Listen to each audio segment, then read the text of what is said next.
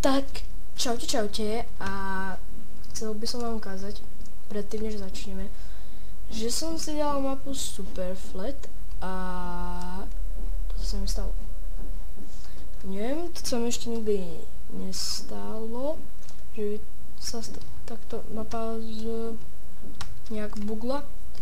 No ale späť k téme, dneska vám ukážem, ako si postavať takéto dielo.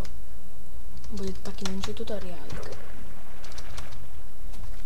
Budeme na to potrebovať 100 cobblestone, potom TNT, redstone repeater, tlačítko, potom stone slab a vedierko s vodou.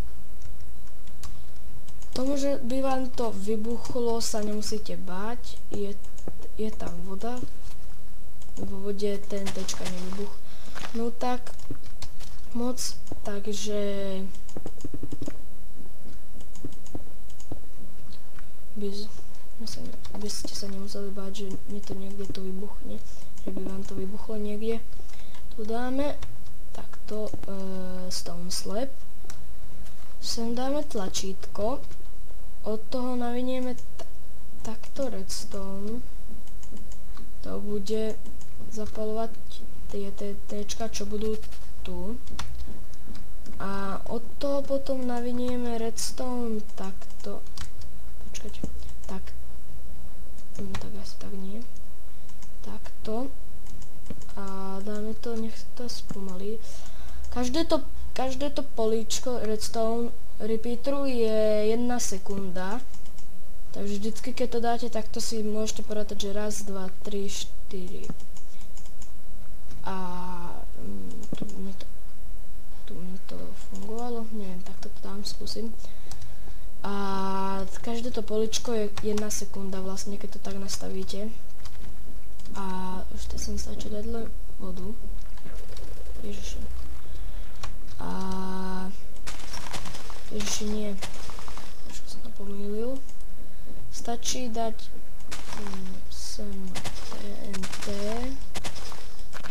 Takto. A stačí. Ako vidíte.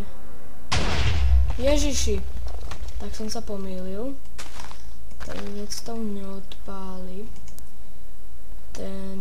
To TNT, ten redstone repeater neodpáli žiadne TNT, takže to budem musieť takto.